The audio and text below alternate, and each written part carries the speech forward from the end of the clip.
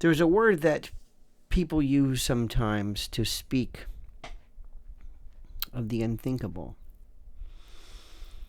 They use it to think, or they use it to refer to the cosmically horrific. And they use the word evil or satanic or Luciferian or something along those lines. And I always think to myself, that's not the best way of dealing with that, but that's somewhat interesting. But there's a word, a concept it seeks to grasp, and it may not have legal status, but it does have ethical and moral and otherwise. In criminal law, all you have to do is prove that a defendant intended to commit the act. If it's a matter of sexual battery or something, you have to prove the defendant intended. Through their volition, through their desire, their plan, they intended to do this. They intended to do this. Okay, fine. And what's interesting to note, out of everything, out of all of the aspects of this, which is very interesting, is the idea that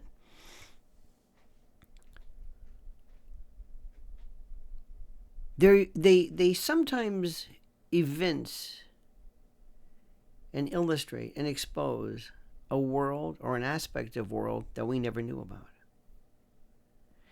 And if Diddy is going to have any chance whatsoever, and if there's any good, look no further to what we're seeing about Justin Bieber.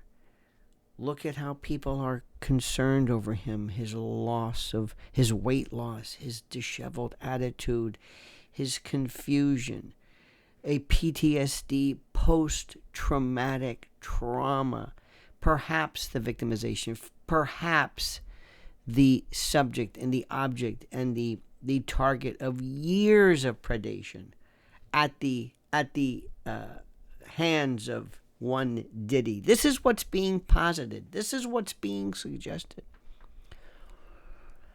Couple of things here. First, if this were to come out, as it were, if this were to devolve, evolve, and be exposed, it could be, believe it or not, Diddy's actual plan, his chance, his only way out of explaining that I, by virtue of interposing almost an insanity, diminished capacity, irresistible impulse, something that shows I am damaged goods, that what I have done is the product of a PTSD-esque life that I've lived, a life that I have suffered through, that I am the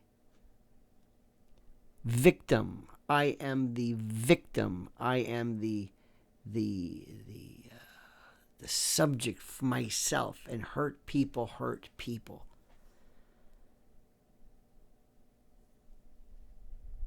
And if it could ever get to the point where what we are seeing is something almost Illuminati-esque, think depraved Bohemian Grove, eyes wide shut, the barbarity of the ritual, these rituals. And it goes back, believe it or not, to Son of Sam, and how Berkowitz and others were suggesting then that this was Satanism, whatever you want to call it.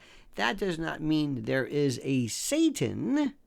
It does not mean there is a Lucifer, but there is an underground, a demi-monde, so to speak. There's this underbelly, this aspect of the world that is so depraved. And Diddy, by virtue of this, can show I am only doing what I know.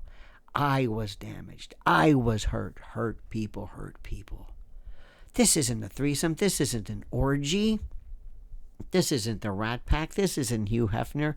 This is somebody who has suffered so much, who has been so permanently scarred by virtue of what I've been through, that I'm exacting it upon others.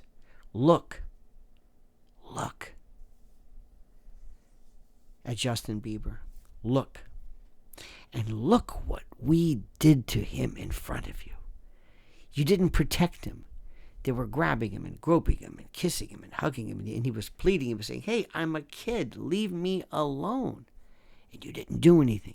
You didn't help him.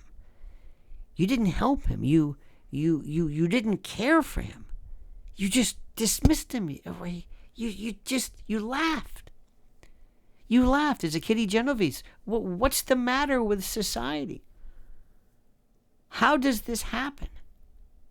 Michael Jackson, by the way, I think he was out of it, but I don't think he was a sexual predator that he was. But yet, Macaulay Culkin and others and kids, nobody said, "Wait a minute, stop this.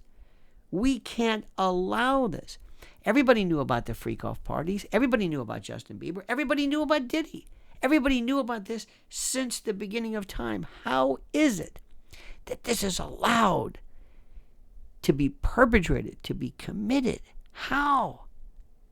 Everybody's to blame for this. Hollywood, Hollyweird, the media, studio owners, record, but from the, not Clive Davis. Clive Davis has indicated he has nothing to do with this. He has denied any involvement, but that ilk, that stratum of the industry,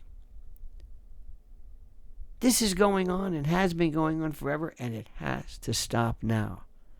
And that's why it's time to pull the lid off this, peel the scab, and look at this fetid, feculent, rancid boil, this purulent pustule called rap, called entertainment, where these semi-literate, degenerate perverts, drug-addled, psychologically compromised, who then get around children, and then as this collectively starts to just, this admixture, it's this weird synchrony, this synergy, it hits critical mass, this chain reaction of depravity.